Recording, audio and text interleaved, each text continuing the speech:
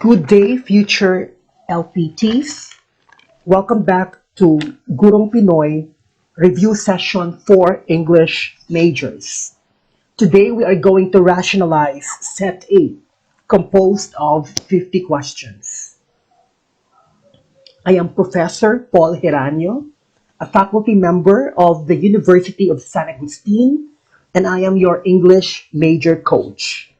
I have a master's degree in ESL, that's English as a Second Language, from UP, the University of the Philippines, and I have a bachelor's degree in secondary education, major in English, from West Visayas State University, College of Education. So let's start. Question number 1. This linguist is considered the father of modern linguistics. A. Edward Sapir. B. Noam Chomsky. C. Stephen Krashen. D. Roman Jakobson.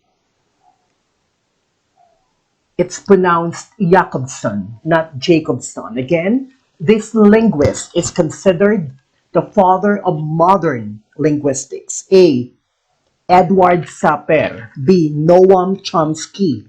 C. Stephen Krashen. D. Roman Jakobson. Okay? The correct answer is Noam Chomsky, the father of modern linguistics. Don't be confused. Okay, I want to emphasize here the word modern. Modern linguistics. If it's modern linguistics, then it's Noam Chomsky. Noam Chomsky was an American linguist born in 1928 in Pennsylvania in the United States. His specialization is theoretical linguistics. Again, the father of modern linguistics is Noam Chomsky. Noam Chomsky, his work from the 1950s revolutionized the field of linguistics by treating language as a uniquely human, biologically based cognitive capacity.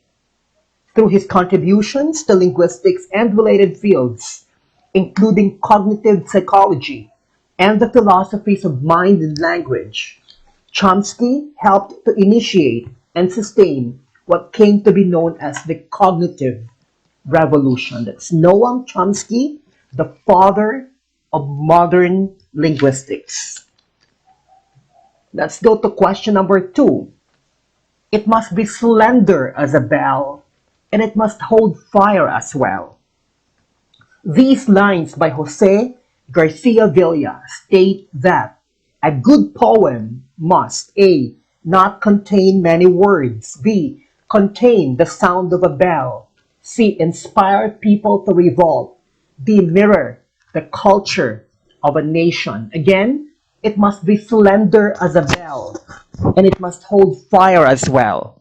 These lines by Jose Garcia Villa state that a good poem must A. not contain many words, B. contain the sound of a bell, C. inspire people to revolt, D. mirror the culture of a nation. This is a question on Philippine literature in English. Well, the title of the poem is Lyric 17 by Jose Garcia Villa, our national artist for literature. It must be slender as a bell. Slender here means not fat. A fat poem has many words. So according to Jose Garcia Villa, a good poem must not contain many words. So the correct answer is letter A, not contain many words. It must be slender as a bell, right? This poem is, according to Jose Garcia Villa, our national artist for literature, a good poem, well, of course, must not contain many words, and this poem is replete with imagery. In these lines, we have the images of a bell and fire. That's Jose Garcia Villa's Sonnet 17, Lyric 17 rather. It's Lyric 17. So to these lines, Villa responded, a poem is economical. It's slender as a bell. It has no adipose tissue. It's lean and clean. Poorly written poems should of necessity go on a diet to get themselves of excess verbiage and adjectives. And by fire in the next line, I simply mean that a poem must have a spirit. This is according to Villa in one of his interviews. Now, a poem is economical means it does not use a lot of words. It's slender as a bell. Number three, which of the following is not one of the elements of a reporter's basic hardware? A. Camera. B. Notebook. C. Tape recorder. D. List of story ideas. Again, which of the following is not one of the elements of a reporter's basic hardware? A. Camera. B. Notebook. C. Tape recorder. D. List of story ideas. The correct answer is letter D. List of story ideas. The question here has something to do with the physical things that a reporter brings with him when he goes out of the newsroom. Okay? Not one of the elements of a reporter's basic hardware. So which is not one of these things? Options A, camera, B, notebook, and C, tape recorder are all physical objects or hardware that a reporter needs to finish his work, right? So camera, notebook, and tape recorder. Option B, list of story ideas. It may be physical or mental. No, you can just have a list in your mind. So the correct answer here is letter D, list of story ideas, not one of the elements of a reporter's basic hardware. This is a question on journalism. Next question, number 4. Which of the following does not observe proper English? A. Sarah is in her car. B. Dan is on his way to work. C. Your English is not good. D. Please do not make so much noise. Again, which of the following does not observe proper English? A. Sarah is in her car. B. Dan is on his way to work. C. Your English is not good. B. Please do not make so much noise. The correct answer is letter C. Your English is not good. Okay, let's analyze. Your English is the correct structure, not this one.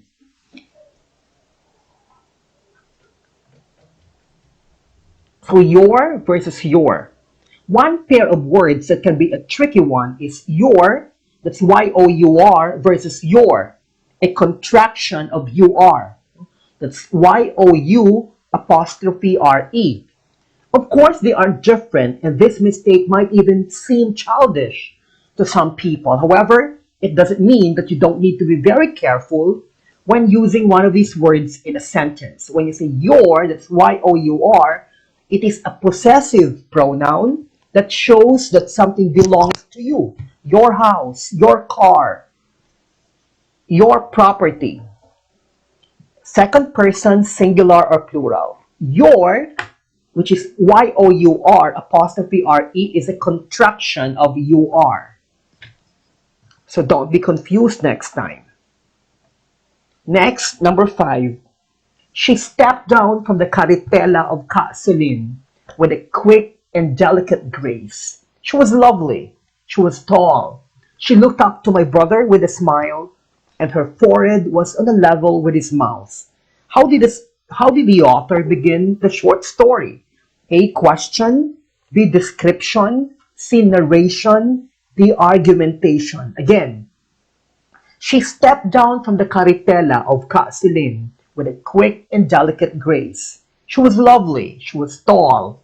She looked up to my brother with a smile, and her forehead was on a level with his mouth. How did the author begin the short story? A. Question. B. Description. C. Narration. D. Argumentation. The correct answer is description. This is an excerpt from the short story entitled How My Brother Leon Brought Home a Wife. A famous short story in the Philippines, written by a Filipino writer in English, Manuel Argilia. This question, by the way, is a question on Philippine literature in English. The narrator here describes Maria, the wife that his brother brings home to La Union from the city. In the process of description,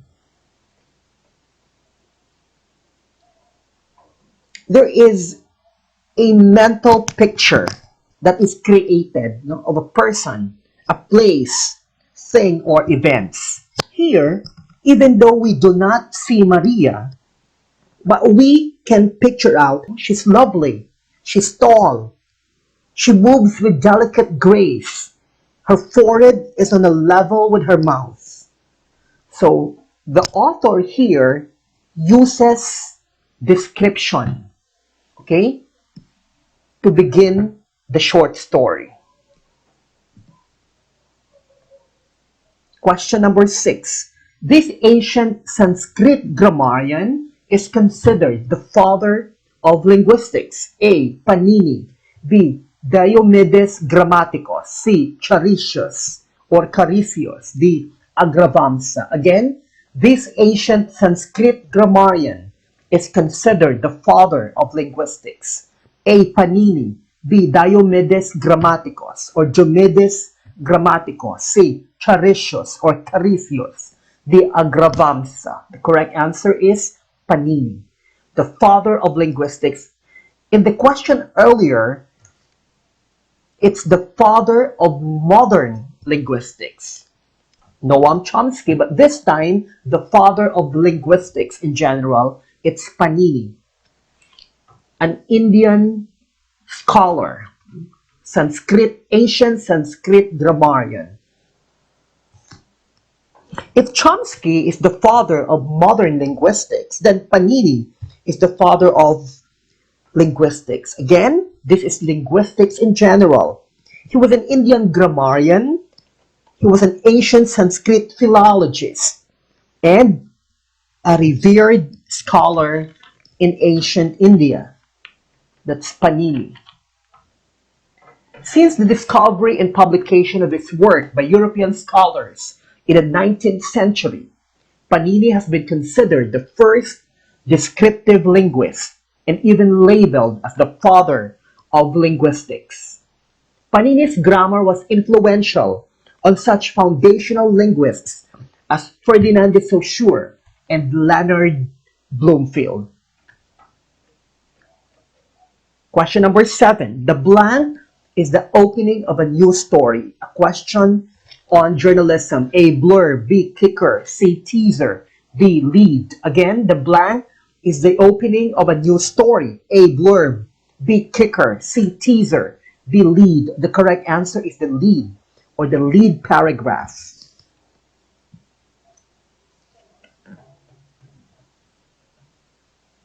The lead or the opening paragraph is the most important part of a news story. A lead is an opening paragraph that gives the audience the most important information of the news story in a concise and clear manner, while still maintaining the reader's interest. If a reader does not read beyond your first paragraph, they should still have an idea of what your article is about and the most important information from that article. That is the lead or a lead paragraph. So we have here an example. This is an example of a news story, and the first paragraph is the lead paragraph. A tropical depression entered the Philippine Area of Responsibility or PAR at 8 a.m. on Wednesday, February 17, becoming the country's first tropical cyclone for 2021. From Rappler. Question number 8. A wicked man who reproaches a virtuous one is like one who looks up and spits at heaven. The spittle soils not the heaven, but comes back and defiles his own person. Which situation best applies to this line? A. Antonio told Mila that he got his information from the grapevine. B. Talking ill of her co-worker. Mrs. Lim was later suspended from her job. C. Pete did not return a borrowed material from Mildred because he met an accident. D. Rita's boss was embarrassed because she did not show up during the presentation again. A wicked man who reproaches a virtuous one is like one who looks up and spits at heaven. The spittle soils not the heaven, but comes back and defiles his own person. Which situation best applies to this line? A. Antonio told Mila that he got his information from the grapevine. B. Talking ill of her co-worker. Mrs. Lim was later suspended from her job. C. Pete did not return a borrowed material from Mildred because he met an accident. D. Rita's boss was embarrassed because she did not show up during the presentation. The correct answer is letter B. Talking ill of her co-workers. Mrs. Lim was later suspended from her job. This is a saying from Buddha. A wicked man who reproaches a virtuous one is like one who looks up and spits at heaven. The spittle soils not the heaven, but comes back and defiles his own person. It's from the Sermon on Abuse. If you spit at heaven, in Filipino, if magdura ka sa langit, ang dura mo ay babalik sa iyo, di ba?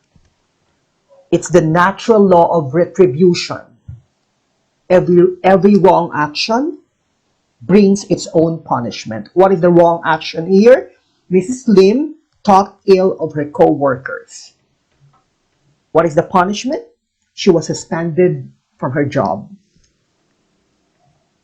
Question number 9. He ruffles every lily pond where blossoms kiss and part. The season depicted here must be A. Winter, B. Spring, C. Summer, D. Autumn. Again, he ruffles every lily pond where blossoms kiss and part.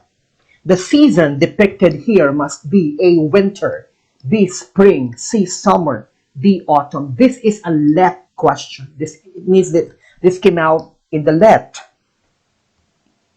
Well, this is a very tricky question. And if you look at the different let groups on Facebook, madami ang sumagot ng spring.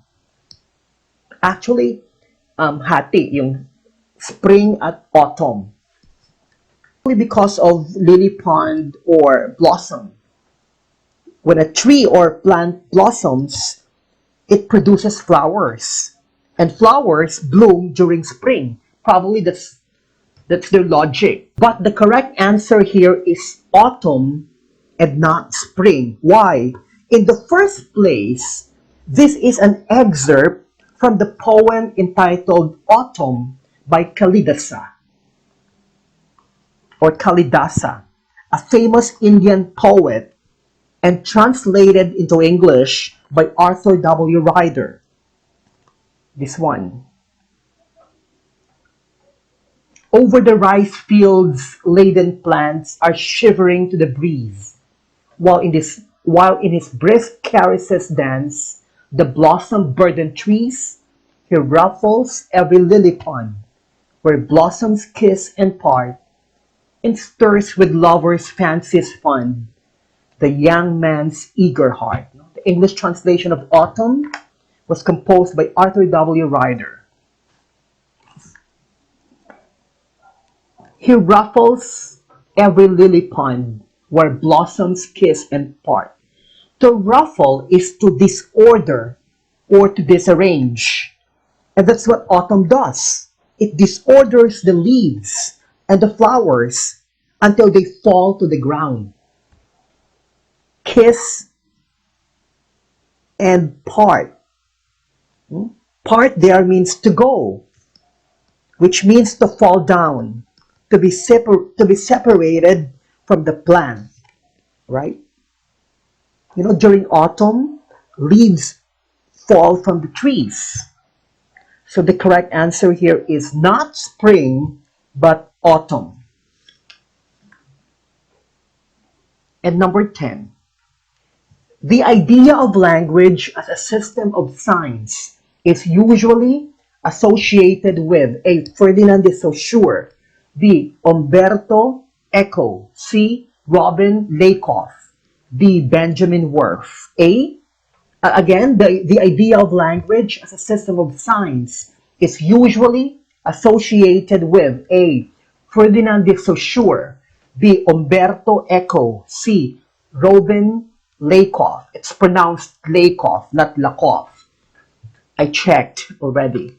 And letter D, Benjamin Worf. The correct answer is Ferdinand de Saussure.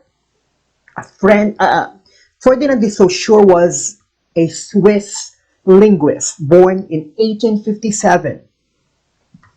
His ideas on structure in language laid the foundation for much of the approach to and progress of the linguistic sciences in the 20th century. Saussure saw language as a system of signs constructed by convention. He investigated language as a structured system of linguistic signs or linguistic units. And he argued that language is a structured system of arbitrary signs. That's Ferdinand de Saussure. Okay, number 11. Which of the following lines is poetic? A. Hold fast to dreams. For if dreams die, life is a broken winged bird that cannot fly. B. There are some brightnesses which are stationary and static, but a poem, like a bird, must fly. C. A good bow is one that knows when to shoot and one that directs the arrow to its mark. D. The language itself doesn't tell you, but the substructure behind that language is the real meaning. Okay, which of the following lines is poetic? The correct answer is letter A. Hold fast to dreams. For if dreams die, life is a broken winged bird that cannot fly. So option A contains poetic elements such as imagery, that of a broken winged bird. It also contains a literary device called metaphor. Life is a broken winged bird. Indirect comparison. Comparing life and broken winged birds. And rhyme. It also contains rhyme. Die and fly. So this is the correct answer. This line is poetic. The rest, no. Next, number 12. Which of the following is not a common trait of newspaper readers? A.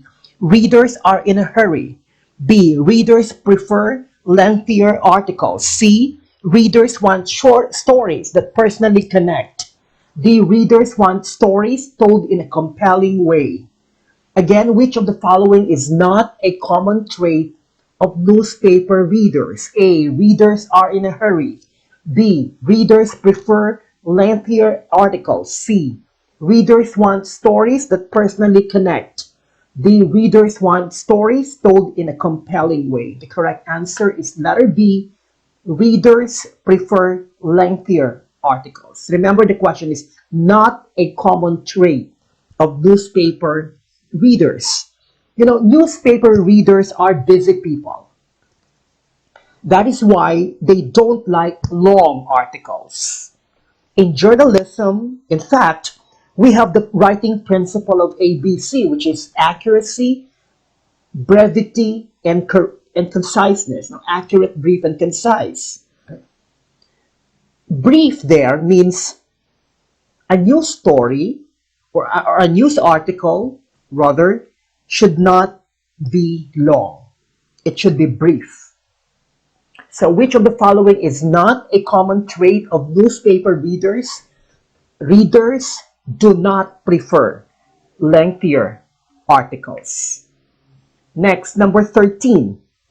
Which of the following is an example of a short story's theme? A. Youth must triumph now. Love must triumph now. Afterward, it will be life. B. In a few moments, he will be a father. Father, father. He whispered the word with awe, with strangeness. Letter C. The ground was broken up into many fresh wounds and fragrant with a sweetish, earthy smell. Letter D. Dodong did not bother to look where it fell, the thought of his age, 17, and he said to himself he was not young anymore. Okay, which of the following is an example of a short story theme? The correct answer is letter A. Youth must triumph now. Love must triumph now. Afterward, it will be life. So these are all excerpts. Options A, B, C, and D are all excerpts from Jose Garcia Villa's monumental short story, Footnote to Youth, the story of Dodong and Tiang, right? And the theme of the story, Footnote to Youth, is letter A. Youth must triumph now. Love must triumph now. Afterward, it will be life. This is the theme of the short story entitled Footnote to Youth, written by national artist Jose Garcia Villa. The theme of a story is what the author is trying to convey. In other words, the central idea of the story. The theme of a short story is simply its meaning. It is the main idea explored in the story by the writer. The theme in a story is its underlying message or big idea. In other words, what critical belief about life is the author trying to convey in the writing of a novel, play, short story, or poem. This belief or idea transcends cultural barriers. It is usually universal in nature. When a theme is universal, it touches on the human experience, regardless of race or language. It is what the story means. Often, a piece of writing will have more than one theme. Question number 14. This Russian-born linguist changed the way scholars studied phonology, the sound structure of language. A. Noam Chomsky. B. Paul Gray. C. Eve Clark. D. Roman Jakobson. Again, this Russian-born linguist changed the way scholars studied phonology, the sound structure of language. A. Noam Chomsky. B. Paul Gray. C. Eve Clark. D. Roman Jakobson. The correct answer is Roman Jakobson. Jakobson was born in 1896. Jakobson founded the modern discipline, yes, of phonology, when he developed revolutionary new techniques for the analysis of linguistic sound systems. Number 15, a bad experience or a horrifying incident may scar one's attitude or thinking for a lifetime. Which proverb is explained by the above statement? A burnt child dreads fire. B, where there is a will, there is a way. C, a friend in need is a friend indeed. And D, discretion is the better part of valor. Again, a bad experience or a horrifying incident may scar one's attitude or thinking for a lifetime. Which proverb is explained by the above statement? A burnt child dreads fire. B, where there is a will, there's a way. C, a friend in need is a friend indeed. And letter D, discretion is the better part of valor. The correct answer is letter A, burnt child dreads fire. A burnt child dreads fire. It means somebody who has experienced some kind of negative situation or consequence will try to avoid making the same mistake or experiencing the same situation again. Question number 16. Who developed the contrastive analysis? A, Michael Krauss. It's pronounced Krauss. B, Daniel Jones. C, Steven Pinker. D, Robert Lado. Contrastive analysis. The correct answer is Robert Lado. Contrastive analysis is the comparison of two languages. For example, Korean and Japanese, Hiligaynon and Cebuano, Tagalog or Ilocano. Contrastive analysis, the comparison of two languages. The aim is to describe their similarities and differences.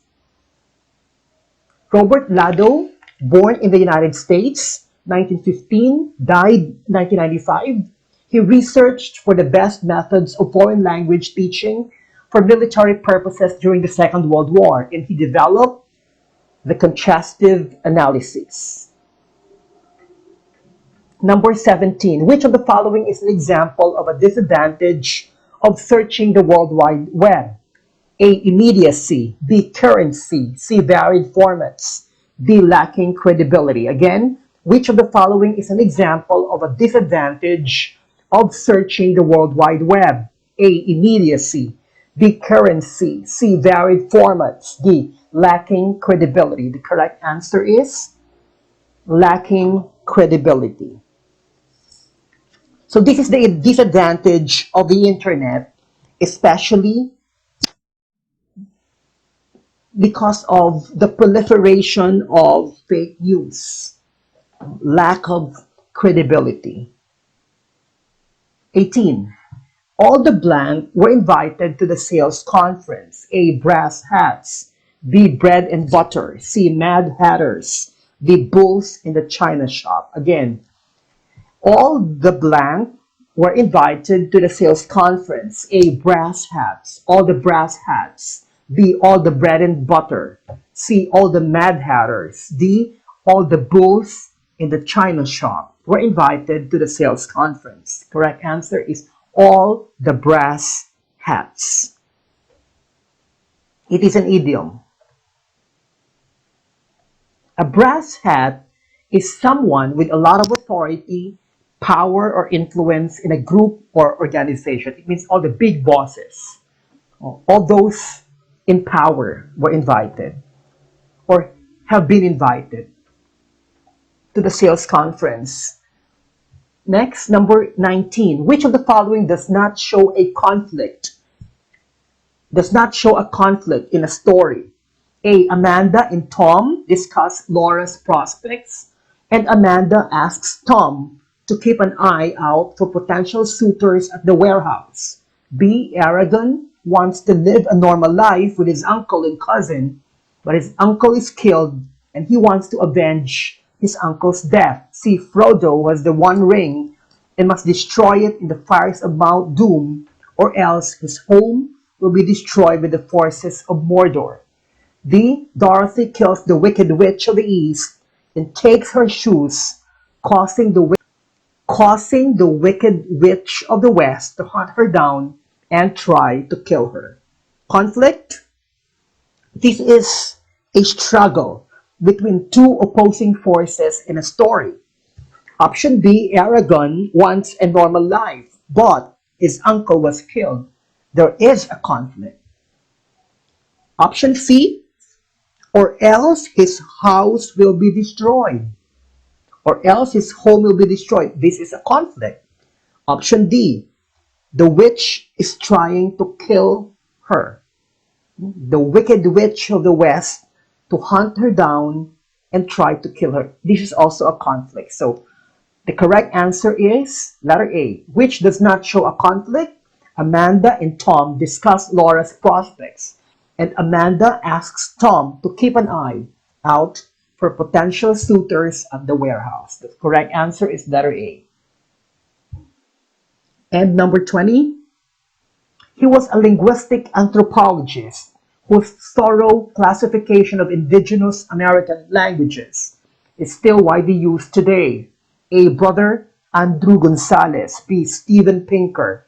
C. Edward Sapir. D. Ferdinand de Saussure. Again, he was a linguistic anthropologist whose thorough classification of indigenous American languages is still widely used today. A. Brother Andrew Gonzalez. B. Steven Pinker. C. Edward Sapir. D. Ferdinand de Saussure. Correct answer is letter C. Edward Sapir. Well, Edward Sapir was an American anthropologist and linguist. As an anthropologist, he studied the indigenous American languages. More information about him: born in 1884 in Germany and died in 1939 in New Haven, Connecticut in the United States. He was a U.S. linguist and anthropologist, and he was a leader in American structural linguistics, one of the first to explore the relations between language studies and anthropology. One of Boas's students was famous along with his student Benjamin Lee Whorf for the Sapir-Whorf hypothesis. It's Edward Sapir. Okay, number 21. Spam. A. Entertains people. B. Makes people happy. C. Wastes people's time. D. Change people's lives. Again, spam. A. Entertains people. B. Makes people happy. C. Wastes people's time. D. Changes people's lives. It's changes, not change people's lives. Okay, the correct answer is letter C. Wastes people's time. Spam wastes people's time.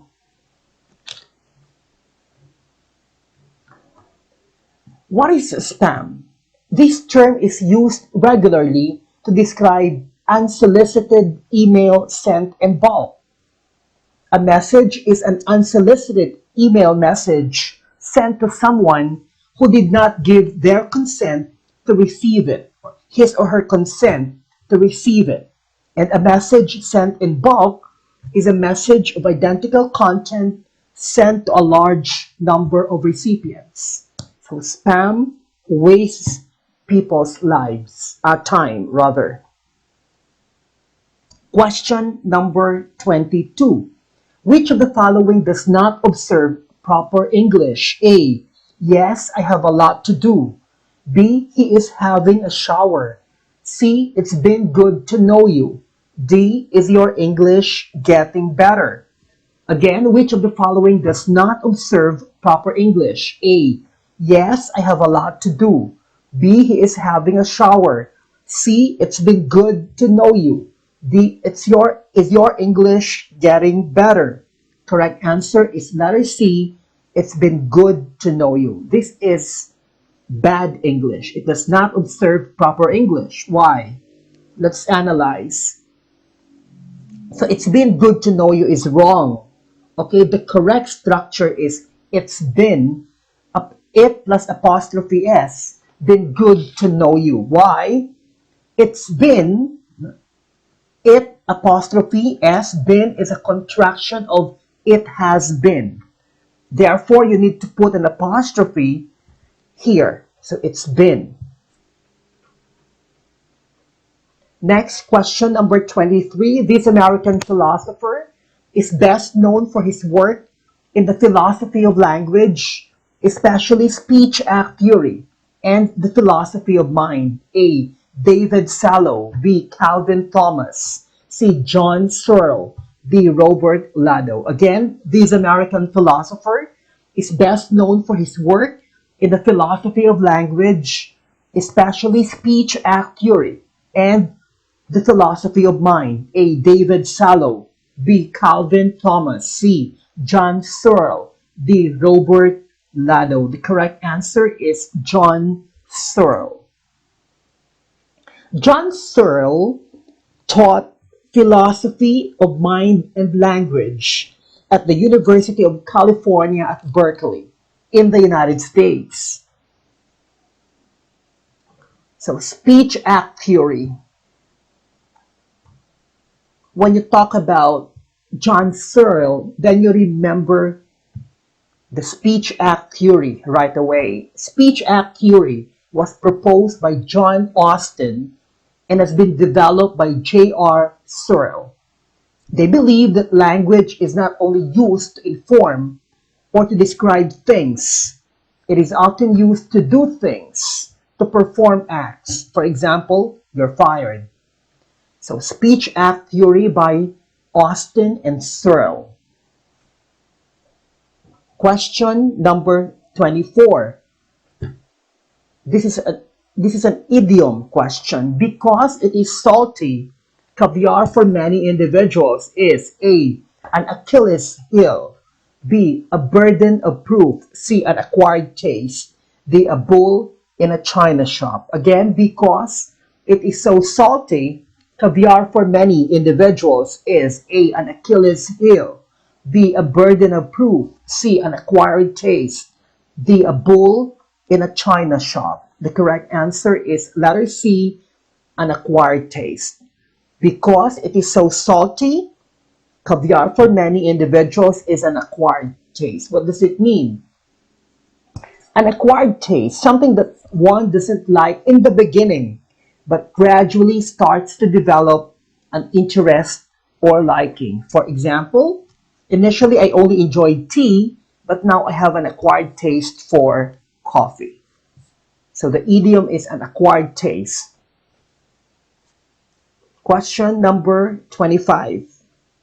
It is the process by which the various media industries intersect. A. Networking. B. Multitasking. C. Convergence. D. Virtual reality. Again, it is the process by which the various media industries intersect. A. Networking. B. Multitasking. C. Convergence. D. Virtual reality. The correct answer is convergence. Media convergence. Different before different information and communication technologies, were separate fields, no?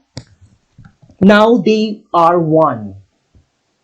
That is media convergence. You can now watch movies on the net, listen to the radio on Facebook, you read newspaper on the internet as well. So this is media convergence, the process by which the various media industries intersect. Defining media convergence, coming together of different equipment and tools for producing and distributing news. That's according to Grant and Wilkinson, 2009. The combination of new media and old media within a single piece of media work. The coming together of different media products or technology. Example, video gaming, mobile phone. This according to Henry Jenkins. The blending of the media, telecommunications, and computer industries. The concept of media convergence. Question number 26. Eternal thanks are offered to the one who made the stars that drive away the darkness from all our land. This poem excerpt from early Philippine poetry shows the sense of blank of our Filipino ancestors. A. Justice. B. Gratitude. C. Sacrifice. D. Brotherhood. Again, eternal thanks are offered to the one who made the stars that drive away the darkness from all our land. This poem excerpt from early Philippine poetry shows the sense of A. Justice, B. Gratitude, C. Sacrifice, D. Brotherhood of our Filipino ancestors? The correct answer is gratitude. This shows that our forefathers thanked the God or the gods for all the blessings of nature. And this is gratitude.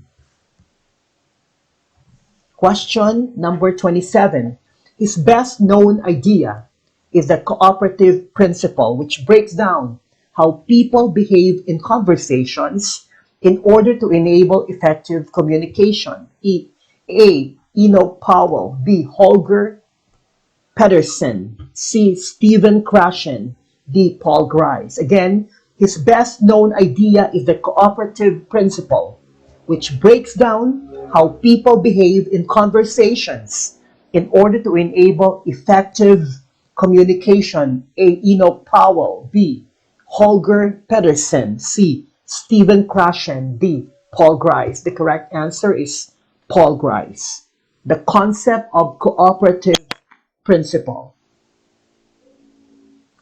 Paul Grice was a British philosopher of language. The cooperative principle and its maxims, a principle proposed by the philosopher Paul Grice, whereby those involved in communication assume that both parties will normally seek to cooperate with each other to establish agreed meaning. It is composed of four maxims: quality, quantity, relation, and manner. That's the cooperative principle by Paul Grice. Number 28. Mirror, mirror on the wall, who is the fairest of them all? This incantation, common in fairy tales, is used by someone who is full of A. Envy, B. Anger, C. Piety, D. Self-confidence. Again, mirror, mirror on the wall, who is the fairest of them all? This incantation, common in fairy tales, is used by someone who is full of A. Envy, B. Anger, C. Piety, D. Self-confidence. The correct answer is envy. This is the mantra of Snow White's evil stepmother. Mirror, mirror on the wall, who is the fairest of them all? The stepmother is full of envy because Snow White has two things which she does not have, and these are youth and beauty. Next, number 29. They refer to electronic connections from one source of information to another. A. Links. B. Jump. C. Breaks the attributions. Again, they refer to electronic connections from one source of information to another. A. Links. B. Jump. C. Breaks the attributions. The correct answer is letter A. Links. On the internet, a link is more appropriately referred to as a hyperlink and is what connects web pages to other web pages. When referring to communications, a link is a connection between two devices. In data management or a file system, a link refers to the capability of sharing or viewing shared information. And number 30, his theory of second language acquisition consists of five main hypotheses. A. Stephen Krashen. B. Edward Sapir. D. Leonard Bloomfield. D. Noam Chomsky. Again, his theory of second language acquisition, L2 acquisition, consists of five main hypotheses. A. Stephen Krashen. B. Edward Sapir. D. Leonard Bloomfield. D. Noam Chomsky. The correct answer is letter A. Stephen Krashen. Professor Krashen is Professor Emeritus of the University of Southern California in the United States, and he specializes in theories of language acquisition and development. And his theories of second language acquisition consists of five main hypotheses, and these are: first, the acquisition learning hypothesis, then the monitor hypothesis, the natural order hypothesis, the input hypothesis, and the affective filter hypothesis. The design and procedures in the natural approach are based on these five hypotheses. It's hypothesis with an E because this is plural. Okay, number 31. Led by Datuk Puti, the 10 Datus, their wives, children, warriors, and slaves, left Bornai in boats. They were guided in their voyage by an unidentified person who had been in the islands before. When they reached the Sulu archipelago, they could not land because the people were hostile to them. Based on the above passage, the people who lived in Sulu were A. Muslims, B. Slaves from Bornai, C. Not friendly, D. Mostly women and children. The correct answer is not friendly. The people in Sulu were not friendly. That's based on the above passage. The key word here is hostile, which means angry and deliberately unfriendly towards someone or somebody. Again, this linguist is a pioneer in the field of first language acquisition and has revolutionized the way in which we understand how children pick up language. A. Eve Clark, B. Roman Jakobson, C. Edward Sapir, D. Umberto Eco. The correct answer is letter A, Eve Clark. Well, Eve Clark is a British-born American linguist. It means she's now American, but she was born in the UK. She was born in Britain. She was a professor at Stanford University in the United States, and her area of expertise or specialization is first language acquisition. According to Eve Clark, infants are born into a social world, a world of touch, sound, and affect, a world of communication. They develop and grow up as social beings, immersed in a network of relationships from the start. It is in this social setting that they are first exposed to language in use. So that's Eve V. Clark. Question number 33. Which of the following shows the element of time in a short story? A. All the villagers. B. The day of the party. C. Along the shore. D. Consultation with the people. Again, which of the following shows the element of time in a short story? A. All the villagers. B. The day of the party. C. Along the shore. D. Consultation with the people. The correct answer is B. The day of the party. When you say time, it shows when the story happens. When? On the day of the party. Question number 34. The term online indicates a state of A. Normalcy, B. Sufficiency, C. Connectivity, D. Productivity. Online means connectivity. The term online indicates a state of connectivity. When you say online, it means connected to other computers through the internet or available through the internet. That's online. Number 35. Public officials and public figures who sue for libel must prove actual malice, which means the defamatory statement was published with A. Ill will or hatred toward the plaintiff, B. A clear and present danger of injuring the reputation of the plaintiff, C. A high degree of awareness of the offensive nature of the publication, D. The knowledge that it was false, or with reckless disregard for whether it was false.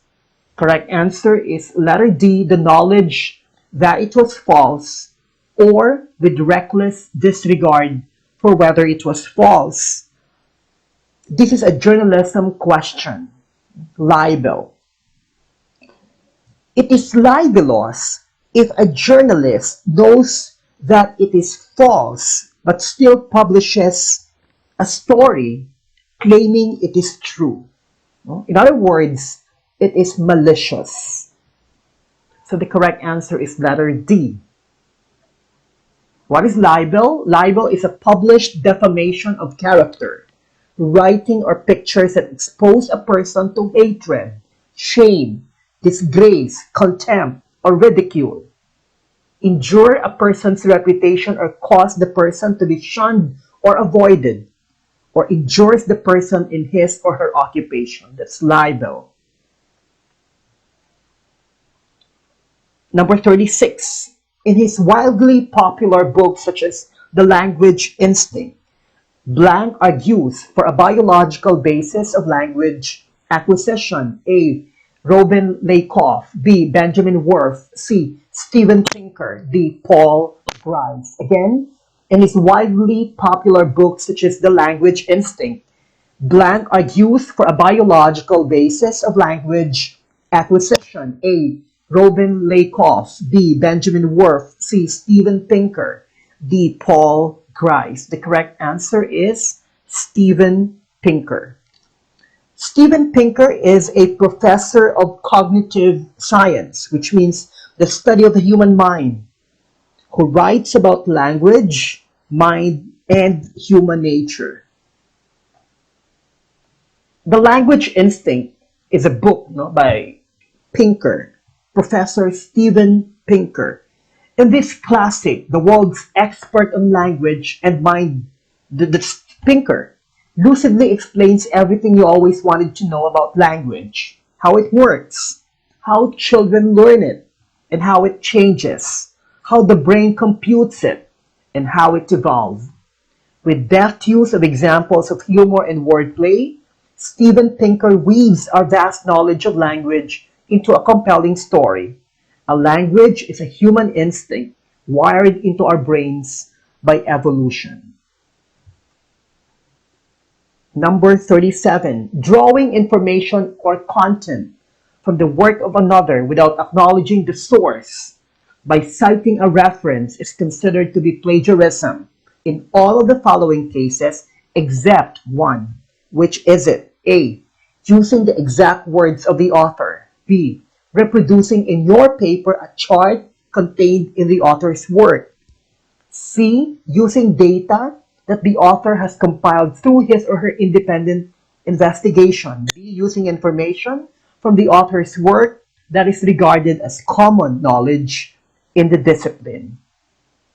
The question here says, except drawing information or content from the work of another without acknowledging the source by citing a reference is considered to be plagiarism in all of the following cases except one. Except here means we need to choose that which is not plagiarism, and that is letter D. Using information from the author's work that is regarded as common knowledge in the discipline.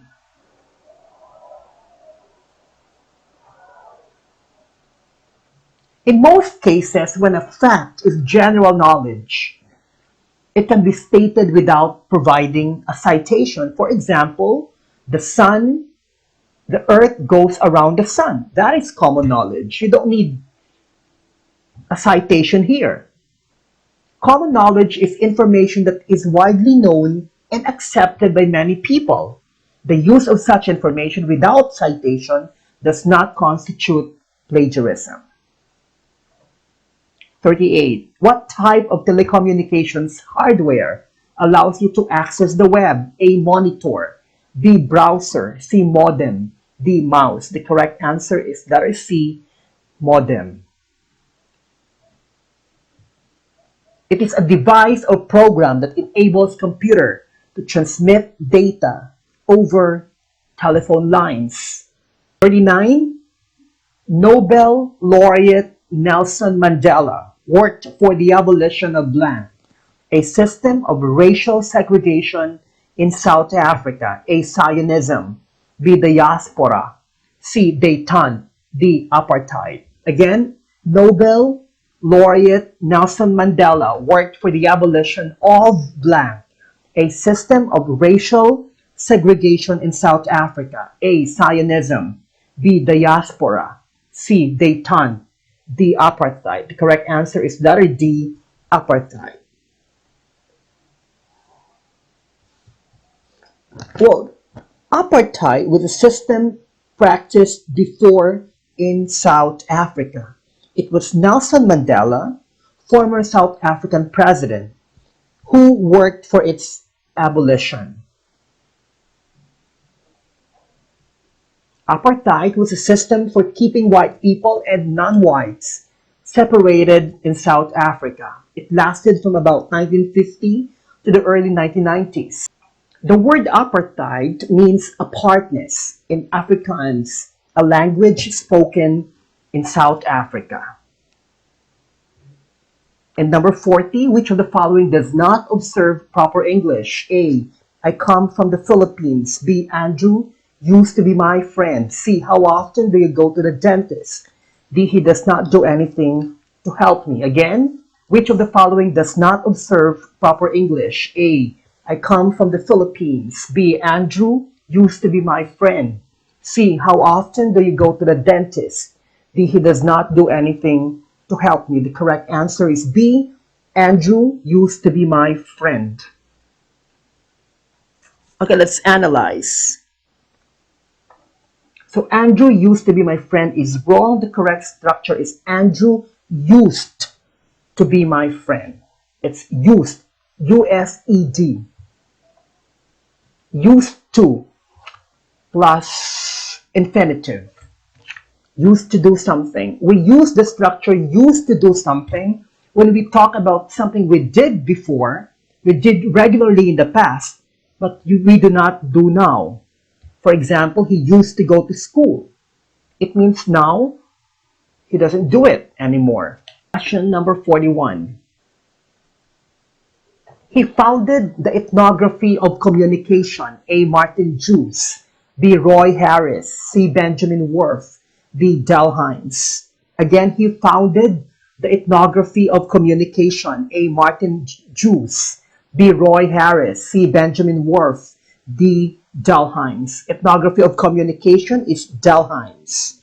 Del Hines was an American social linguist. Ethnography of communication, the study of communication in its widest cultural and social context, including rules of language, norms of appropriate language use in particular settings, and evaluations given by members of a culture to various speech styles. So Del Hines, Ethnography of Language. 42. Who owns the internet? A. Nobody. B. Bill Gates. C. Government. D. United Nations. Again, who owns the internet? A. Nobody. B. Bill Gates. C. Government. D. United Nations. The correct answer is nobody. Yes, nobody owns the internet. Fortunately, nobody owns the internet, and there is no centralized control, and nobody can turn it off. Its evolution depends on rough agreement about technical proposals and on running code. Who owns the internet? Nobody owns the internet, but is set up by several protocols, which are set up by different organizations such as some web browsers. Question number 43. It was the best of times, it was the worst of times. It was the age of wisdom. It was the age of foolishness. Who wrote these lines? A. Geoffrey Chaucer. B. John Milton. C. Charles Dickens. D. Joseph Conrad. Correct answer is Charles Dickens. Charles Dickens was a British novelist, journalist, editor, illustrator, and social commentator. It was the best of times, it was the worst of times. This phrase has been taken from the famous opening paragraph of Charles Dickens' novel, A Tale of Two Cities. The novel opens with, it was the best of times, it was the worst of times. This passage suggests an age of radical opposites, taking place across the English Channel in France and the UK, respectively. It tells a story of contrasts and comparisons between London and Paris during the French Revolution. 44. These are an ancient Germanic alphabet used for writing divination and magic. Again, these are an ancient Germanic alphabet used for writing divination and magic. A. Runes. B. Ideograms. C. Graffiti. D. Hieroglyphs. Correct answer is runes. Runic alphabet, writing system of uncertain origin used by Germanic peoples of Northern Europe, Britain, Scandinavia, and Iceland from about the 3rd century to the 16th or 17th century AD. Runes or runic alphabet. 45. According to this linguist, language study must always be centered on the spoken language. A. Leonard Bloomfield. B. Brother Andrew Gonzalez. C. Ferdinand de Saussure. D. Eno Powell. Again, according to this linguist, language study must always be centered on the spoken language. A. Leonard Bloomfield. B. Brother Andrew Gonzalez. C. Ferdinand de Saussure. D. Eno Powell. The correct answer is Leonard Bloomfield. Well, Bloomfield was an American linguist who led the development of structural linguistics in the US during the 1930s and the 1940s. According to Bloomfield, language study must always be centered on the spoken language. Definition should be based on the forms of the language, and the history of a form does not explain its actual meaning. It's Leonard Bloomfield. A student posts daily internet descriptions of the activities in her school's dormitory. The student's personal news site is called A. a blog, B. a net nanny, C. a cyber tabloid, D. a micromedium. The correct answer is blog. B-L-O-G. It's blog with a B, not V, which you post. Vlog, V-L-O-G, is that which you post on YouTube, right? Or on YouTube. Blog is a regularly updated website or web page, typically one run by an individual or small group that is written in an informal or conversational style. Question number 47. This linguist is considered the father of second language acquisition. The father of SLA. A. Holger Pedersen. B. Michael Everson. C. Rod Ellis. D. Noam Chomsky. Again, this linguist is considered the father of second language acquisition. A. Holger Pedersen. B. Michael Everson. C. Rod Ellis. D. Noam Chomsky. The father of second language acquisition is Rod Ellis. You know, when I was studying for my master's degree in ESL, that's English as a Second Language in UP, I had this subject entitled Second Language Acquisition, or SLA. My professor was a very knowledgeable person who finished her master's degree in literary linguistics at the University of Nottingham in the UK, in England. And our textbook in that subject was written by Rod Ellis. So basically, I studied Rod Ellis, the father of second language acquisition, and he's now based at Curtin University in Australia, in Perth, Australia. 48. Today's traditional media, such as newspapers, are reacting to the internet by A. competing ferociously for audiences, B. exploring ways to use it to deliver their content, C. ignoring it and continuing to do business as usual, D. racing to abandon traditional forms and converge with the new medium. The correct answer is D. racing to abandon traditional forms and converge with the new medium. Yes, traditional media are now online. Otherwise, they will be left behind. Newspapers have Facebook pages as well as Twitter accounts, YouTube channels, and websites. So they converge with a new medium, which is the internet. This is convergence again.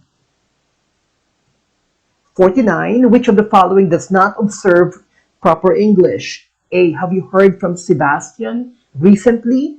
B. They sell the best dressed chicken in town. C. Sandra did not have time to write the letter. D. I was walking along the road when I saw Dave. The correct answer is letter B. They sell the best dressed chicken in town. Let's analyze. Dressed chicken, not dressed chicken. A dressed chicken has its entrails taken out and its neck and tail cut off. Excess fat is also trimmed and discarded.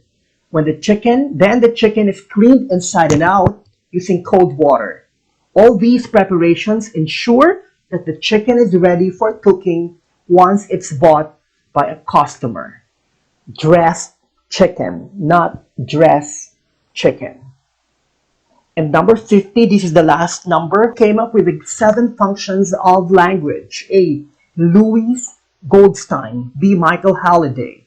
C. Leonard Bloomfield. D. Steven Pinker. Again, who came up with the 7 functions of language? A.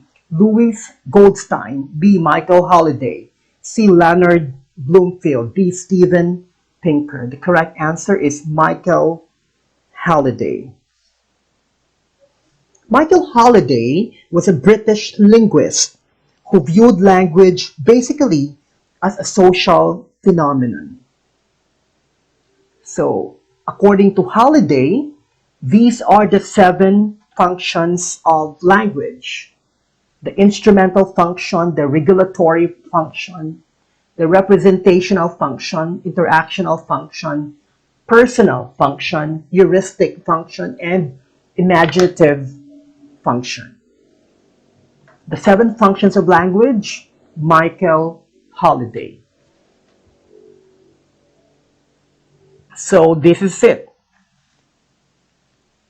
Thank you for watching and see you next week for set 9. God bless everyone.